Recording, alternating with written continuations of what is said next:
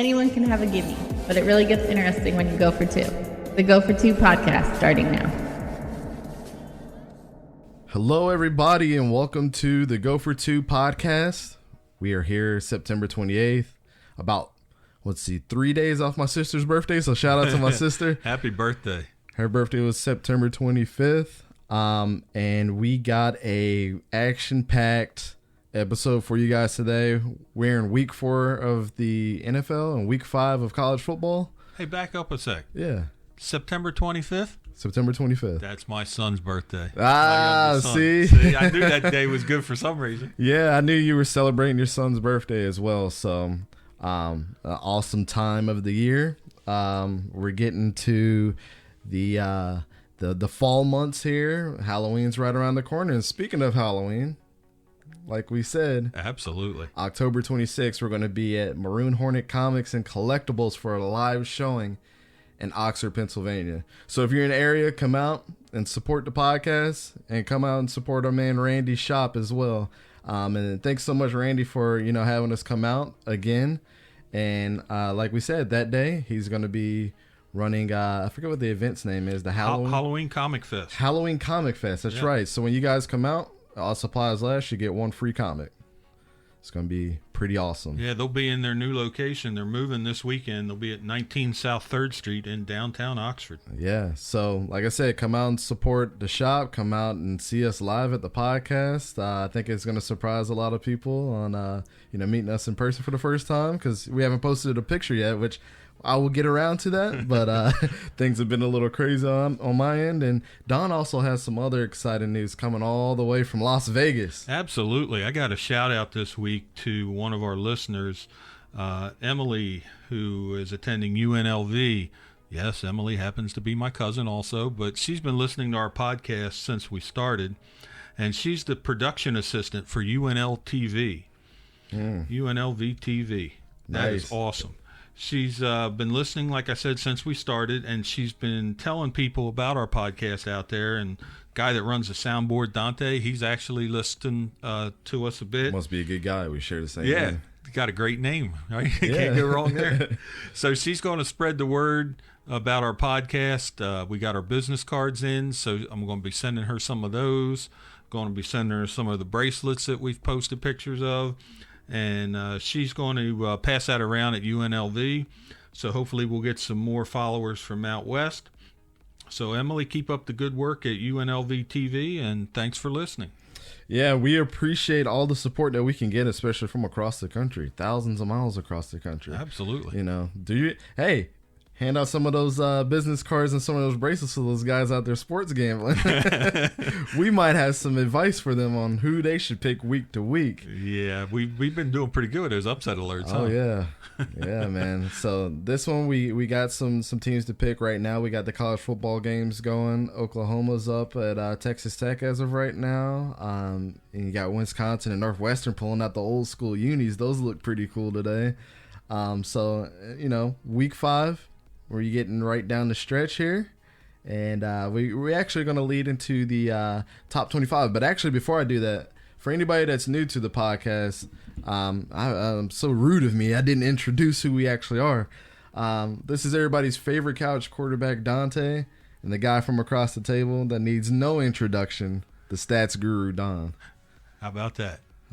No introduction. I like that. So we're going to lead over here into the top 25 this week. There's been surprises in both the NFL and NCAA collectively. Just rounding out the top 5, a couple of teams that me and Don picked, some that weren't a surprise, but I wasn't very high on Ohio State, but I forgot that they had Justin Fields. I know Don had him finishing out the division number 2. So yes, I did. They're looking like the number 1 team in the Big Ten. They are definitely looking like a number 1. Yeah, very surprising. I thought that they would take a step back from all the people that they lost in the draft. Terry McLaurin from the Redskins, who's actually been doing quite well on our fantasy team. Yeah, a guy that we talked about earlier. Scary Terry.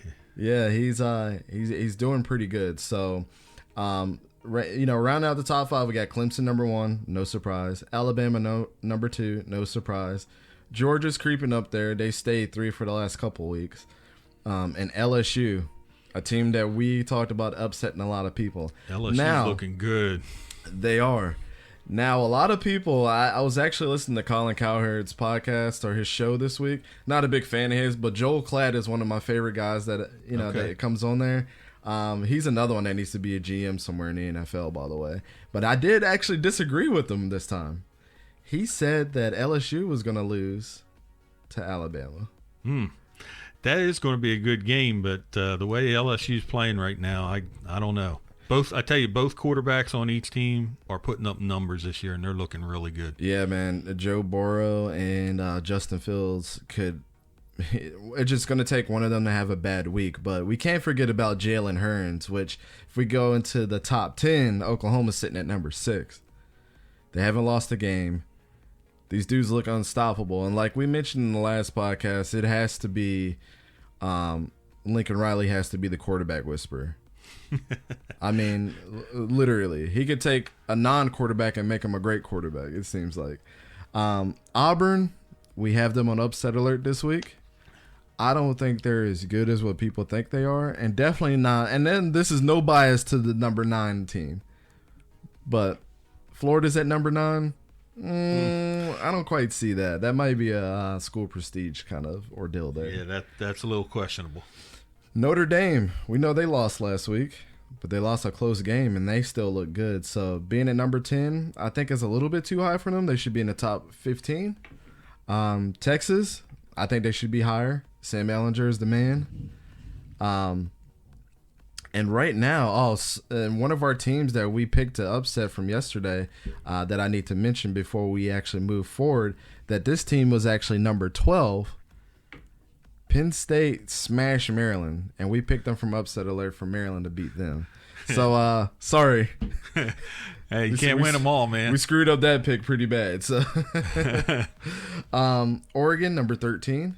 Still my pick to win the Pac-12 this year. 14, Iowa. And we have Arizona State. They're not in the top 25 anymore. No, but Cal's next. Yep, California is. Boise State, they beat Florida State very first game. I'm still salty about that. They're sitting at number 16. Washington, number 17. This is another team that Don actually liked. So let's see how they do. Yeah, I like them in their division this year. I was Jacob Eason is had having some a pretty good stuff year. to say for Jacob Eason. We'll see if he's real today. Yeah, let's see if he's all what he's hyped up to be by Don's standards. And then we got Virginia sitting at 18. Surprisingly, they're 4-0 after they almost got beat by kind of a lousy Florida State team. So Utah had them on upset alert last week. They lost to USC. Yeah. They were number 10. They dropped all the way to number 19. Yes, they did. Every year they're always in the top 15 for whatever reason, but it could be a school prestige thing. Maybe it's just not a lot of teams out in the Pac-12 that people can rely on. Michigan is still hanging out there at number 20, though. Ooh. What a flip of the coin that team Wow, is. very disappointing this year. USC, 21. Of course, like I said, they went unranked to ranked this week. Yes, they did. That was a good bump for them. UCF lost to Pitt. Mm-hmm. They really showed their true colors. But that was actually a close game, so let's give them the benefit of the doubt because they're playing the big football. Texas A&M, 2-2, and they're at 23. That's very generous. That is very generous. I know they're playing right now as well. Kansas State, wow, 24th. When's the last time you seen Kansas State up there? I think they were all the way like in the top 5 at one point several years ago, thinking they're probably going to play in the championship game. I remember that. And then Michigan State, always a solid team. Always like to see them in the top 25. They might actually be the Michigan State's, like the actual state's home team. The way Michigan's been going. Oof. Yeah, I mean, thought they were contenders at first. Now I'm wondering if they're pretenders. Yeah, exactly. And I know we skipped over a couple of teams here, but I just don't want to forget Wisconsin. I know we mentioned them playing right now. They look very scary. They can. I think once they get to the Big Ten championship is where they're going to be at. They're going to surprise a lot of people and then maybe win that game against Ohio State. Yeah, their running back, Jonathan Taylor, man, he looks really good this year. Mm-hmm. I know we got Horningbrook that used to be their quarterback last year. He's at Florida State, so hopefully he makes a start this week. I need a switch up, guys. I need a switch up. Just coming from a Florida State fan, I need a switch up. So something needs to happen. Willie Taggart, you can't blame no Jimbo Fisher anymore. Get him out of there. So that just kind of rounds out the top 25. I know Don has some people that are still in the Heisman that we're talking about. I think one is very high when some other people should be, but Jalen Hurts deserves to be at number one, and I'm not going to argue that. Yeah, I mean, 9 touchdowns, no interceptions, and 80% completion rate. I mean, the man's really showing us what he's made of here. I wonder if Nick Saban misses him. He's only thrown for 880 yards, so that's a little bit lower production than some of the other quarterbacks, but he's on task. He doesn't need to throw it that much. Right. Justin Fields, again, we mentioned him. Yeah, Justin Fields is on the Heisman watch. He's number 5 right now. 13 touchdowns, no picks, 880 yards also. Well, and then one name sticks out to me, and he's still on here. Trevor Lawrence. He's kind of surprising us on, like, he's not looking like he was last year. Not much sunshine this year, man. I mean, they're winning games. Granted, they're winning games. Yep. They're getting by. He's doing what he needs to do, but it's definitely he's not outshining Joe Burrow. He's not outshining Jalen Hurts. He's not even outshining Tua at this point, and damn sure he's not outshining Justin Fields and Sam Ehlinger. So. Yeah, I mean, 7 touchdowns, 5 picks, 925 yards. I mean, take that in comparison. I realize he's high profile at Clemson, but the one that snuck in to the Heisman watch this week was Anthony Gordon out of Washington State. 21 touchdowns, 4 interceptions, 1,894 yards. Yeah. That tells you something right there. Hey, we're going to get into a Washington State quarterback that is playing for the Jacksonville Jaguars. Shout out to Randy. Gardner Minshew. Yeah. Uncle Rico. I bet you could throw a football over the mountains. So that kind of rounds out the Heisman watch. Let us know on Facebook, and while mentioning Facebook, we're looking for somebody to run our social medias as well. I realize that's one spot that we're kind of lacking in, but if we can get like a community manager or something that's able to do that, let us know on Facebook. Hit us up and let us know who your Heisman picks are. Or if you know somebody's out there that's playing really well that's not in the Heisman vote, Jake Fromm from Georgia. Yep.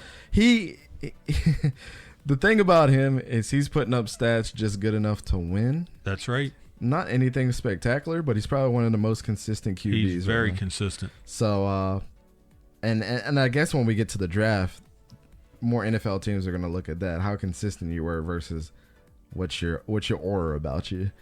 But we'll see. We'll see how it goes. So, rounding out that, we're going to have some games of the week. Yeah, we had some key games as far as top 25 goes that you don't want to miss. Virginia, number 18, playing number 10, Notre Dame. Mm-hmm. Then the one I'll have my eye on, 21, USC is playing number 17, Washington. Yep. So, like I said, is Jacob Eason for real? He's had one clunker of a game, but he's played pretty well otherwise, so I'd like to see him in this USC game. So let's think about this. There's implications with both games. One for the aspect of how good Washington's quarterback is against USC, but also how good USC is after they edged out that win on Utah. Because to me, Utah is really not all that impressive. But a win is a win, and getting the top 25 is big. They could be knocking on the door trying to get back to another Pac-12 championship.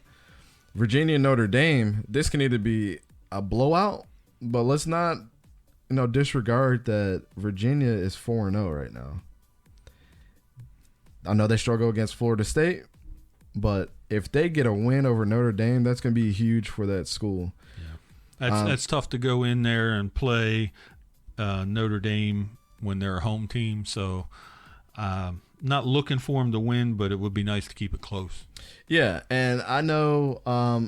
Me and Don really like the quarterback out there for the Cavaliers. He didn't play too hot in some of the games, but He's probably one of the best quarterbacks that are in the ACC right now, and we're talking about Bryce Perkins. So don't disregard that, because that man, he could put the team on his back and squeeze out some wins, squeeze all the juice he can for a win out there. So those are two games. And then we had our games to watch. We did post this on Facebook as well. Game last night, Duke Virginia Tech, wasn't a close game.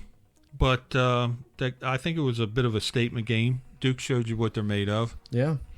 The one that's going to be fun to watch is Florida State and North Carolina State. Yeah, most definitely. So, as everybody knows, I'm a huge fan of Florida State. With the quarterback controversy that we got with James Blackman and Hornibrook, I hope. With the injury that James Blackman had to his knee, hopefully it's nothing serious, but we do need a change. I don't know where it's got to be. I know James plays good, but these first quarter and second quarter blowouts or having these huge leads before halftime and then barely inching out a win here and there off of another team's mistakes is getting a little scary. So, but NC State has had the history of always beating us, regardless if we're ranked or not. So yeah, that'll be a good game. We'll see if Florida State made the adjustments, and we'll see if NC State really is going to pull another game where it's like, yeah, we're going to beat Florida State because we always beat Florida State. And just go back to the Duke and Virginia Tech game. It's a little weird that Virginia Tech has not played well over the last couple of years. It's I don't know what's going over there in Blacksburg, Virginia, but yeah, I thought they were going to have a little better showing also, but Duke really handed it to them 45-10. So yeah, and I know the other game that we wanted to watch, we already mentioned, was USC in Washington. We think that's a very interesting matchup for both sides. So both sides. Now, for me and Don's upset alert games. Yes, we did. We're two of them have taken place already, and we're 50-50 here. We got one right, got one wrong. So yeah, we did miss out on the Penn State game. Thought Maryland was a little more motivated, but I guess they're kind of pretenders a little bit too. Yeah, those first two games really got us going. We thought maybe it was a fluke going into Temple, but yeah, to get blown out 59-0 is not But our good. other one was Arizona State over number 15 Cal, and they did beat Cal 24-17. So we're 1-1 this week, and then our last one is we're looking at Mississippi State going to hand a loss to Auburn. Mm-hmm. So. Yeah, I don't think Auburn is as for real as what people say they are. I don't even think that they would be able to beat a team like LSU or Alabama at this point. But Mississippi State, I think, is 3-1 right now, even though they've played like Southern Mississippi and things like that. It's Mississippi State, and they've always known to upset big teams in really big games. So we'll really see if it's a really a measuring stick on how good Auburn is if they go ahead and beat Mississippi State. So, just scrolling through the scores at halftime for a lot of games, we were talking about Michigan earlier in this episode. They're playing Rutgers, so we're not playing Ohio State here, but They are up 24-0. Wisconsin's playing Northwestern. They're up 7-3 at half. Okay. So Texas Tech and Oklahoma, you mentioned that game was on. Oklahoma's up 31-10 right now. Wow. Just before halftime. I know Texas Tech had just scored too. Yeah. So when we came up here, a bit of a statement there. So that's some of the highlights for where we stand right now. We got some games coming up at 3:30, and then you have your later games. But the USC Washington game is a 3:30 game, so keep that clicker ready for TV so you can get to watch that one. Oh yeah, I love college football season. So many games, so little time. Sometimes I can't catch those late night Pac-12 games. I remember I used to catch a bunch of them when Andrew Luck was playing. Rest in peace, Andrew Luck from the NFL. From the NFL, yeah. But still hard to believe. It's crazy. So we're gonna go over to one thing that I kind of had before we close out of our NCAA segment here. I know Jim Harbaugh has been the coach for Michigan, and me and Don were very high on Michigan at the start of the season. It's a very big disappointment. I know for college football in general, not really towards Ohio State fans. They love it. But this is Jim Harbaugh's fifth year, 4 years in, he hasn't been able to beat Ohio State. Can he come back and beat Ohio State this year, even with a down year? Is this the year that he proves that he still needs to be the coach at Michigan? I know a lot of people are thinking that this is going to be his last year. That could be correct. So, with that question being said, is this the last chance for Jim Harbaugh this year? Do you think a 500 season going to a bowl game but beating Ohio State will save his career there? Or do you think having a better record on the second half of the season and not winning to Ohio State and still getting to a bowl game saves the season? That's an awesome question. It really is. Yeah. So, hit us up on Facebook.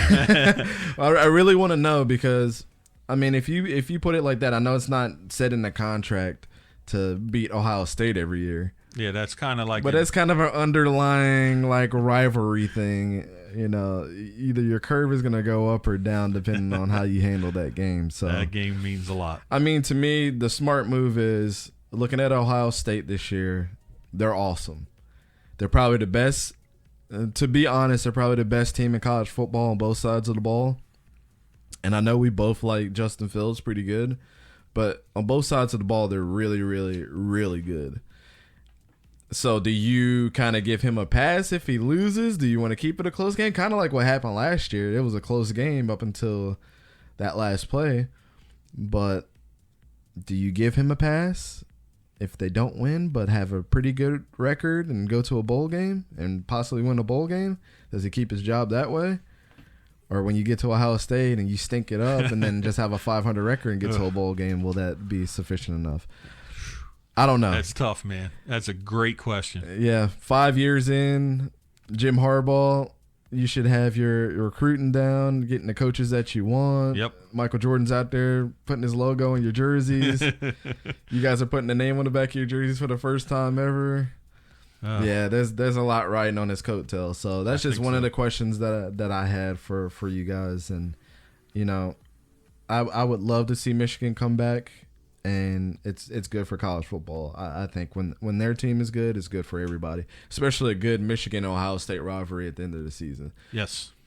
Same thing with Florida and Florida State. Absolutely. Same thing with these other teams, Georgia Tech and Georgia. It's just one of those things. It's tradition. That's it. So we're going to head over to the NFL now. We got a couple games to watch this week. Some of them might be a head-scratcher, but the one I have a good reason on why it's one to watch. But we'll start out with the Panthers and Texans. Kyle Allen threw 4 touchdowns last week. Yes, he did. Kyle Allen was 19 for 26, 261 yards, 4 touchdowns, no picks, had a passer rating at 144. Almost perfect. I think it's 158.8 is the. Yeah, I mean he didn't pass for ridiculous yards, but he was efficient. Didn't make mistakes, didn't turn the ball over. This seems to be the trend. This is kind of the Nick Foles type game, Right. Just manage the game. Right. Kind of like what Carson Wentz did against the Packers, man. He managed the game. He didn't throw for 300 yards, but he threw for touchdowns. Didn't turn it over. Yeah. I agree. I say this year, the Panthers either have one or two choices. Actually, 3 choices. Get rid of Ron Rivera. I mean, a defensive-minded coach, I don't think he really knows what he wants to do with Cam Newton. You either let Cam heal up for the rest of the year. I know he has a Liz Frank injury. Yeah, now keep in mind, I read this morning Cam said he is not coming back until he is completely healed. So I can't say I blame him. Hey, and if anything, that is a big thumbs up from the support staff, I think. I mean, to see the maturity that Cam Newton showed just by saying that. Yep. That means he's more worried about being healthy and winning games for you guys. And if you got to lose a couple games before he gets back, you got a good enough replacement, it sounds like, one time. And I know people want to say pump the brakes, has only been 1 game. But nobody knew who Kyle Allen was until he came out there and threw 4 touchdowns. So, exactly. I mean, that's got to be a confidence builder right now. But the Texans, I know that's our AFC South pick as well. They've been a pretty good team. You know what you're going to get with them. I think, and then, like I said, my other choice is you let them heal up, get a good draft pick out of them. or like a number 1 pick overall, build your team back up and have Cam Newton go somewhere else if Kyle Allen does well. Yeah, that's a possibility. On a lighter note, he's been getting some fashion advice from people over the past week or so. I've seen that. I thought he was going to come out with a tray of cookies on an interview, like looking like grandma right now. The other game that we have to watch is the Browns and the Ravens. Oh, that should be a really. Some people think this is probably either going to be a blowout, but measuring stick for the Browns, are they as good as their team says they are on paper? Yeah, this is too. We know what the Ravens are going to do. This is two good defenses, and we just got to see what the offenses do, I think. So it's interesting, right? Because Freddie Kitchens has been getting destroyed this week in the media by the stupid play calls he was making. It just kind of seemed like he didn't know what the hell he was doing with all the weapons that he has on his team. Baker Mayfield has been getting killed. Rex Ryan killed him completely. Yes, he did. Saying that he's underrated as hell. Yep. So what do you do? I think you're going to come guns blazing. Freddie Kitchens has probably reached out to Bill Belichick at this point, trying to figure out how he needs to run this offense with all these weapons. But also the Ravens had come out a disappointing loss to the Chiefs, where they looked good towards the fourth quarter of that game, and Lamar started to get things together. Yep. I don't necessarily agree that Lamar can't throw the ball, because he made an amazing throw on week 2. Who was it against? I can't remember who it was against, but it was a crazy good pass. One of the best passes I've ever seen. Yeah, he has been doing so much better than I gave him credit for this year. I knew they were going to be competitive. I thought they'd be around an 8-8, somewhere in that neighborhood. But the way he's playing quarterback right now, and I didn't think the running game was going to be as solid, but having Mark Ingram on there, man, they really solidified that. Mark Ingram's career really turned around too when he got to the Saints. So yeah. I mean, because he was like that Alabama quarterback. Is he really going to be that good? Then him and Alvin Kamara got together. He got a little bit more confidence about himself. Yep. I know he had the suspension last year, came back, still had a pretty good year, made the top 20 or top 100 players of the year again. But this year he's given Lamar time to be Lamar. Yeah. And kudos to John Harbaugh. He's letting Lamar be Lamar, like college Lamar when he was at Louisville. And I even though I'm not a big Ravens fan, I enjoy seeing a guy like Lamar Miller do really well with the Ravens, because he's one of those guys that I'm going to shut up and do my job. I'm not going to say too much. I'm going to be the good kid that everybody expects me to be, and we're going to go in there and win some games. But they both got something to prove this week. Are we for real on both ends? Yep. And is the Browns, are they as good as what we've seen on paper? Because a lot of people picked them for the Super Bowl, including us. We had our foot on the gas. Yeah. But they need to get it together. Yes, they do. Because this would be very disappointing if they don't even reach the AFC Championship this year. Yeah, I think. I mean, at a minimum, I had them winning their division, And it doesn't look like that. It doesn't look good, for that right now, though. Not the way the Ravens are playing. Yeah. So we got some stats leaders, man. Some are some surprises, but we got Patrick Mahomes, man. At quarterback for individual yards, he is leading the league right now with 1,195 yards. So if you guys don't think Patrick Mahomes is good, or if you haven't jumped on the hype train yet, you're kind of crazy, because the train is leaving quickly. Yes, it is. He's on par to throw 6,500 yards and 58 touchdowns if he keeps it up. And Tyreek Hill is not playing. And he's spreading the ball around good, man. He is spreading it around good. He's spreading it around good. The dude made one of the best throws I've ever seen in my life against the Raiders. Off his back foot, across his body, almost a no-look pass, in between two defenders that were closing in. You guys are crazy not to think that this guy is awesome, man. Yeah, I mean, he's throwing to Demarcus Robinson. Demarcus Robinson, that's exactly where that throw went to. And it didn't count, by the way. It was a penalty, and they called it back, but that was the best throw ever. He's throwing to McCole Hardman. Man has 4.3 speed. He's throwing to Sammy Watkins. He's got Travis Kelce. So, yeah, granted, he doesn't have his number one man, Tyreek Hill, but, man, he is awesome.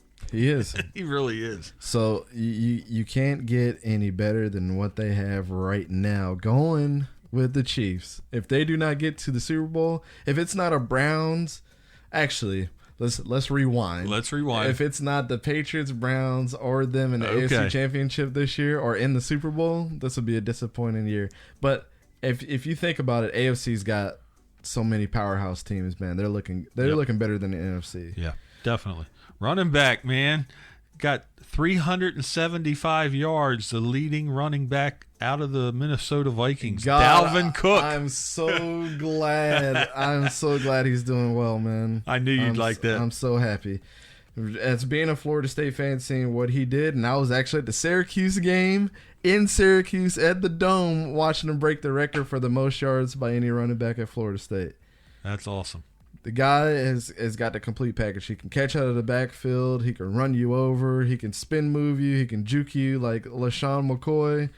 I'm glad he's doing well, and I'm glad he's healthy, and I'm glad that the Vikings rehabbed him up and stayed by his side the whole time. So this might be another situation like Chris Carter, how they treated him with his that was with the drugs and stuff. Right, yeah, but still. It looks like they value their players. Yeah, I'm really glad to see it because that injury was really a disappointment. I know he was disappointed. Vikings were disappointed last year, but he has really come back strong to be the player we expected. Exactly. Yeah. So we got the dog barking in the backyard. Hey, man, we'll take it. hey, he knows what's up. Dalvin Cook is back. And then individual yards leader for receiving at wide receiver. We got one of the funniest guys ever, man. Keenan Allen, 404 yards. Doesn't look like the most athletic guy ever. Not at all. Doesn't look like he'd play football at all, but he's always been awesome. As long as he stays healthy, too. I think he's keeping Phillip Rivers young. Yeah, that could be. Seems like those two guys have a lot of fun playing. Well, they together. get their running game going here. Next week, I guess it'll be. Oh, I made the fantasy move of yes, the he did. year. Especially if it works out well. I drafted Melvin Gordon knowing that he probably won't be back for the team for several weeks or at all this season. But I said if he gets back, I might be okay. And you're going to be I started okay. him this week, and then they were like, oh, he's not starting this week. And I took him back out. I was like, all right, next week. Who's getting it? Who's getting to work? All right, the stats moving on to team offense. Now we're talking total yards per game. This is a per game, not a total for the year. Baltimore Ravens, 511 yards average per game. Whew. That's telling you something right there. You don't see the Baltimore Ravens do that. You see them in defense, but you don't see that much offense all the time. Craziness. Man, that is amazing. Passing yards per game. Well, we just talked about Mahomes, so it should be no surprise. The Chiefs are averaging 392 yards passing per game. And then rushing yards per game. We're back to the Ravens. 216 They got yards Jamal per Lewis game. back? What's going on? And they got something going on down there in Baltimore. When's the last time we've seen a good running back come out of there besides Willis McGahee and Jamal Lewis? It's been a long time. It's been a while. They've had some serviceable guys there over the years. But not a 1,000-yard back. Not a 1,000-yard guy, true 1,000-yard back. Nope. So... all right, let's move over to defense since we were talking about those Ravens. And this is another one. Man, this will blow your mind. Total yards allowed per game. Average of 199 yards, the New England Patriots. Crazy. This is defense. We already knew that they were okay on defense every year. They got by because of Bill Belichick. Yes. They had a good enough defense to get into the Super Bowl, but them leading in any category has always been a little weird. And it gets weirder. Sacks. New England Patriots, 13 sacks. The new Saxonville. Yeah. That is a statement there, man. I think Belichick and Brady get better with time, man. Like fine wine. I don't know, man. Turnovers so far this year, we got 4 teams with 4 turnovers. Chicago Bears, Green Bay Packers, Tennessee Titans, and the New York Jets. So 2 from the NFC North. Yeah. Awesome. So we're going to get into one of my favorite segments that we've ever had on the show. Got a lot of opinions on these guys. Yeah, we're talking quarterback carousel, or an alternate title would be, who are you and where is my quarterback? We got some names here that you never expected to see at the beginning of the season, either due to injury, retirement, benching. I mean, I take it back to preseason, and I blame it on the Eagles. Okay, first you get Sudfeld, who goes out hurt. His backup Cody Kessler. He gets hurt. He's out. So the Eagles are scrambling to find people to play quarterback in the preseason. Well, it spread like a virus. And now all these other quarterbacks are out, either benched, retired, or hurt. And you got these names that it's like, who are these guys? Mm-hmm. So let's go through a few. It's like shuffling through your baseball cards or the football cards. And like, man, who are these guys? I don't even know if I'll put these away. These might go in the garbage. I mean, some decent stats for these guys too, and even some of their names. We're gonna start out with my man, like I said, Uncle Rico throwing the football over the mountains. Gardner Minshew. He replaced Nick Foles, who went out during injury. He's thrown for 692 yards so far, almost a 74% completion rate, 5 touchdowns and only 1 pick with a season 110 quarterback rating. Not bad. He's showing that he wants it. He is. And I like his style, man. He keeps this up and Foles is ready. What do you do? Well, we already know Foles is a great backup. So he's probably going to assume the position. I mean, yeah, he's in the best situation that he can be in, exactly from what I said, because Nick Foles, when he gets back, especially if Gardner's on fire, best mentor, best teammate. Yep. He's going to be in the best situation possible. So look for the Jags to kind of pull their season around if this guy just continues to do well, because he's in the best situation possible while having somebody like Nick Foles, because he's not going to want to screw up what's good about what's going on. Absolutely. The next one on the list, Jacoby Brissett. Give my man some credit. He's been lighting it up. He replaced Andrew Luck, who retired. He's thrown for 646 yards with just shy of a 72% completion rate, 7 touchdowns, 1 pick, and a 112 quarterback rating. These guys at the AFC, man, I'm telling you. It's not bad. These guys are putting up decent numbers. It's crazy. Yeah, I mean, not a lot gets said about Jacoby Brissett because he gets overshadowed by the Andrew Luck situation. Yep. But give the man some credit, man. He's putting, with the pressure built up from that, with the pressure from the Indianapolis fans, we already know how they treated Andrew Luck. From the pressure of like just being the starting quarterback from a almost 2 living legends, because they're still overshadowed by what Peyton was. Yeah. This is almost another situation like that, but kind of different. But it's almost like the quarterback that comes in and has to replace a legend again. Yeah, it is. Good on Jacoby Brissett. And let's not forget he used to play for the Patriots and helped them win their first 2 or 3 games while Brady was on suspension. That's right. He can deal with the pressure, and he's just showing it now. Oh, this is the big one here. This is Dante's pick from early in our podcast.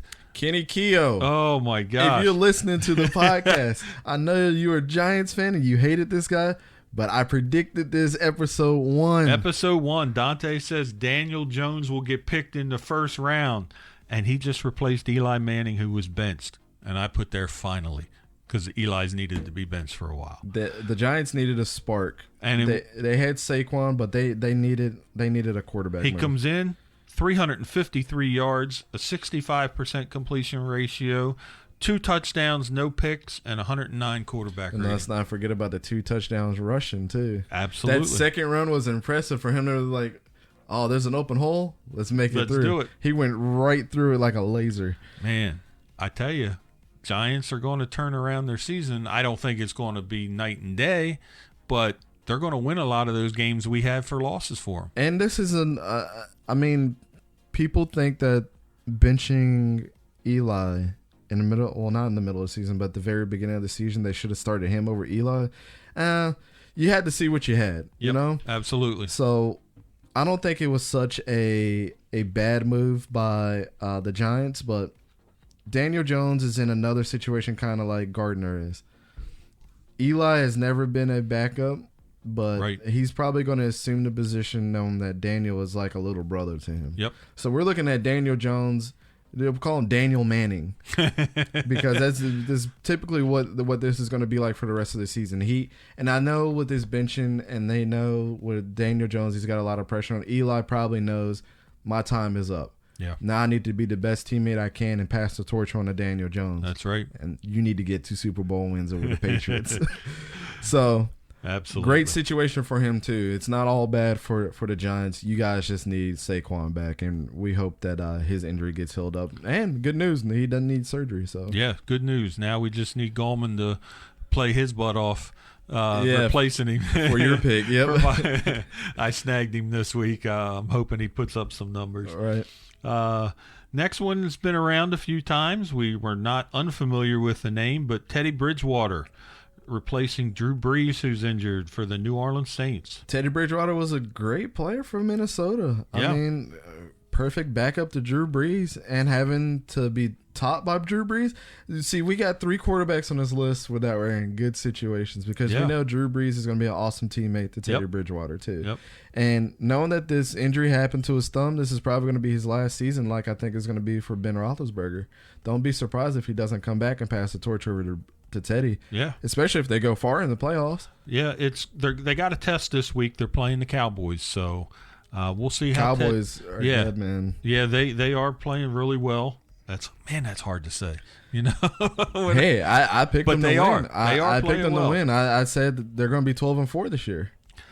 Teddy's put up some decent stats: 342 yards, a 63% completion ratio, 2 touchdowns, no picks, 91 quarterback rating. So let me go back to 2009 because I was interested to see what NFC team and what AFC team had an undefeated record for the longest time.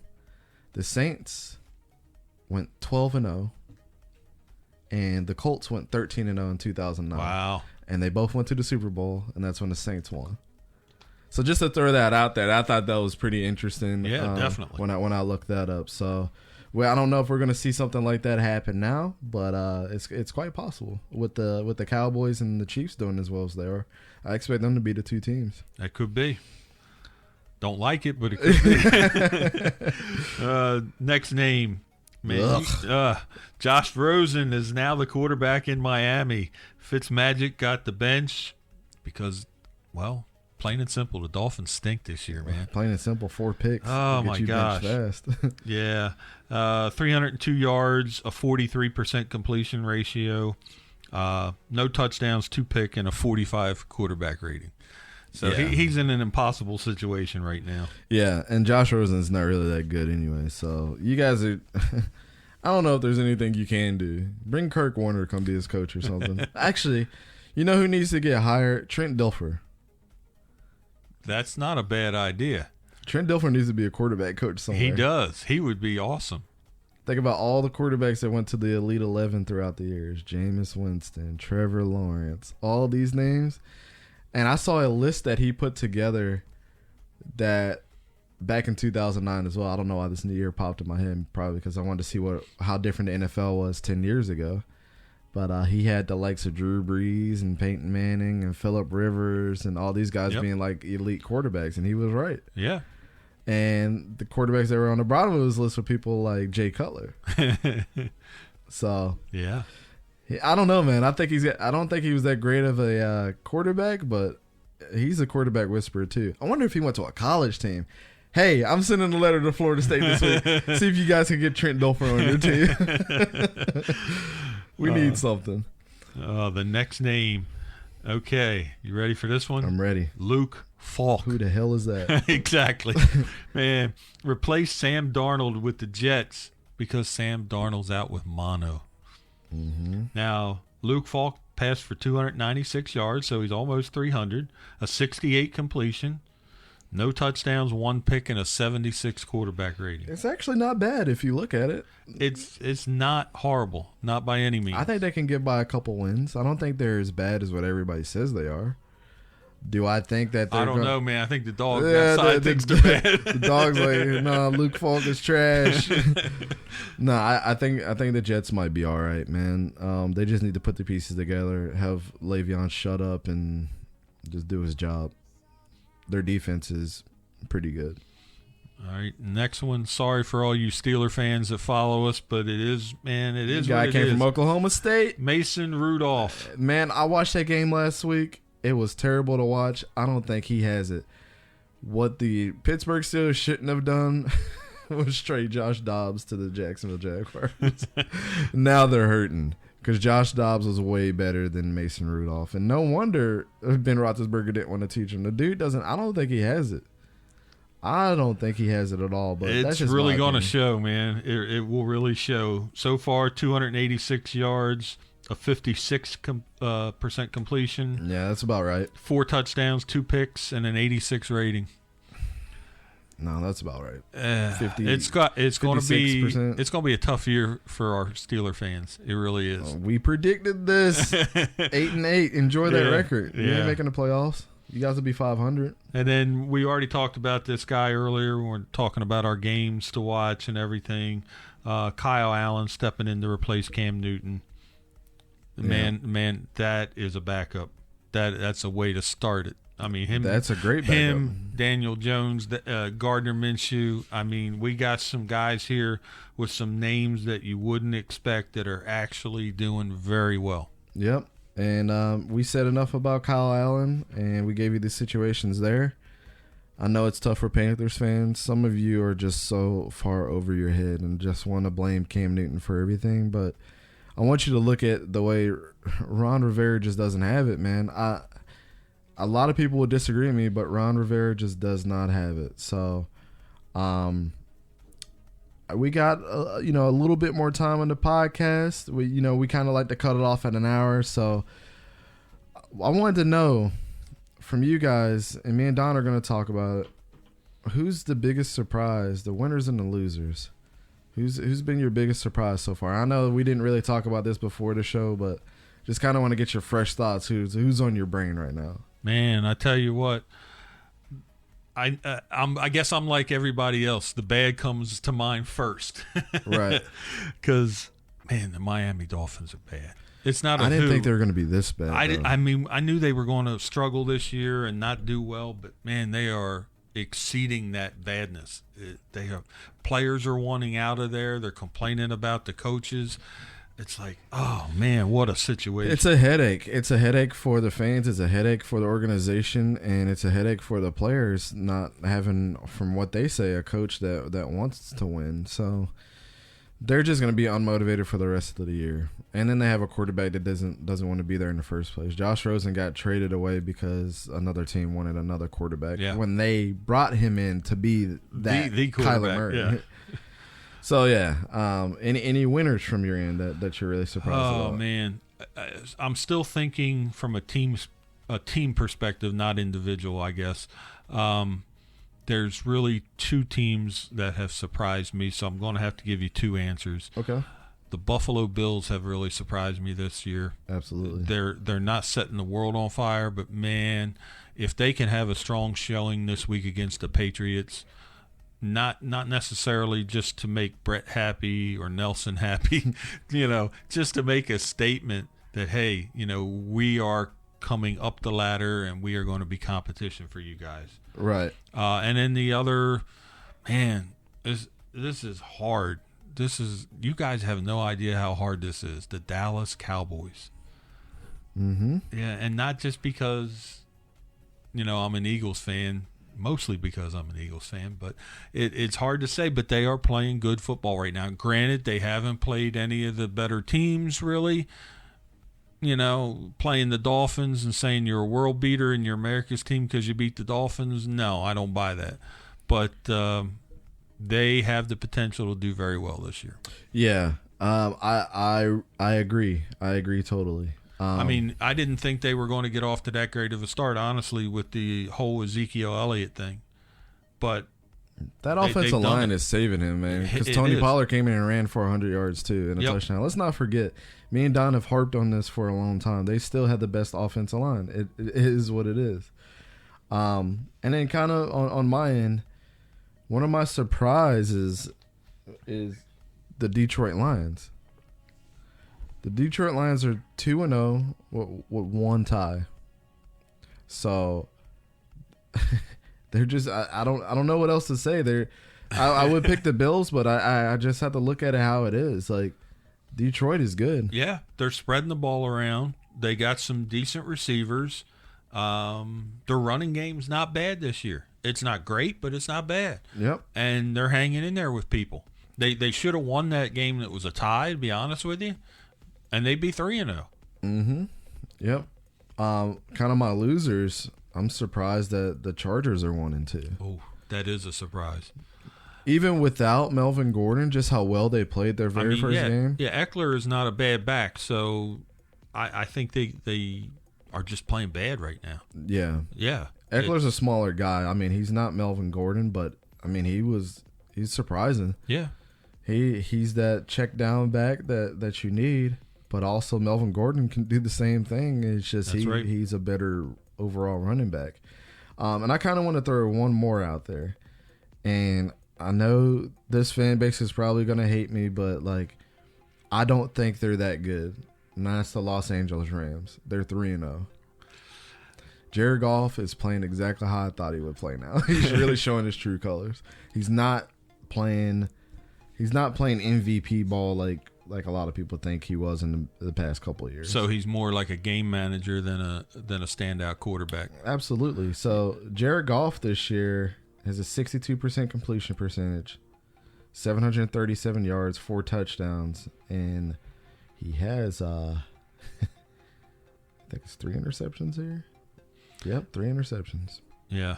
I hear you. They've been winning, and it's been okay. We expect them to win, but they're not winning in Rams fashion like we thought. I mean, Todd Gurley, a bit of a disappointment. He's supposed to be back from his injury. He's not complete. He doesn't practice all week, only certain days. He's up to about 75% of the snaps right now. Put Blake Bortles in. Put him in. Not this week. They're playing Tampa this week, and I got Goff starting on my fantasy team, man. So, I know it's not going to happen, but, I mean, Jared Goff has a 38.2 QBR, man. Yeah. Something's got to give. But Blake Bortles is not that bad. I want to see my man come back. I'm a Blake Bortles fan, man. I almost bought his jersey. I don't think he's as terrible as what people think they are, but, hey, for people to say that he's this superstar, I know I got a lot of flack by saying that he's not that impressive. 737, 4 touchdowns, 3 interceptions, 38.2 QBR, which is the 27th out of 32 teams. Yeah. Now you want to tell me that he's not trash? All right. Okay. I'm actually interested to see where the other guy that I don't like. Well, keep in mind the comparison because of their draft year. It's constantly all the time. Jared Goff, Carson Wentz. Who's better? Who's better? Who's better? And I mean, it's not fair because like Carson Wentz had an MVP caliber season until he got hurt. Yeah. His only question mark is his ability, his durability to stay in the game. Yeah, exactly. But that comes down to the coaches too. So Matt Ryan is the other comparison I give him. He's even having a better year than Jared Goff. But he's 89 for 23, 72% completion percentage, which you should be at as an NFL quarterback, is in the 70s. So I can at least give him that. At least I can say Matt Ryan is consistent. Yes. He's just not flashy to me. Yes, exactly. 928 yards, 8 touchdowns, 6 interceptions. Yep. These are Matt Ryan's stats for his whole career. Absolutely. He might sneak into the Hall of Fame just by being consistent, but he reminds me a lot of his backup, Matt Schaub, how he was. Yeah, he does to an extent. You're right, man. Matt Schaub had like one amazing year, and people were like, whoa, he's crazy, and then he was just consistent. Yeah. So, wrapping all this up, guys, this has been episode number 8. Wow. We're wrenching up on an hour on the podcast here. October 26th is in less than a month, so we're excited to go do that. Absolutely. We want to see you guys in Oxford at the Maroon Hornet Comics and Collectibles. Please stop by. Please support Randy. Please come see Dante and I. It's a homecoming for me, so I'm looking forward to it. Yeah, man. I'm looking much forward to it. Getting another person on the podcast as a guest for the first time. Yep. And if you like football, you're in the area, do we know you? Man, I got 4 mics. Let's do it. Yeah. Let's hook them up. Come on up. You got a question? We'll put you on the air. Not a problem. I love this stuff, man. And as always, we will catch you guys in the next episode. And just remember, always go for 2. Always go for 2. That's it, man. Thank you for listening to this week's episode of the Go for 2 podcast. Please follow us on Instagram and Facebook at the Go for 2 podcast. Also, if you liked what you heard and don't want to miss an episode, please follow us on iTunes.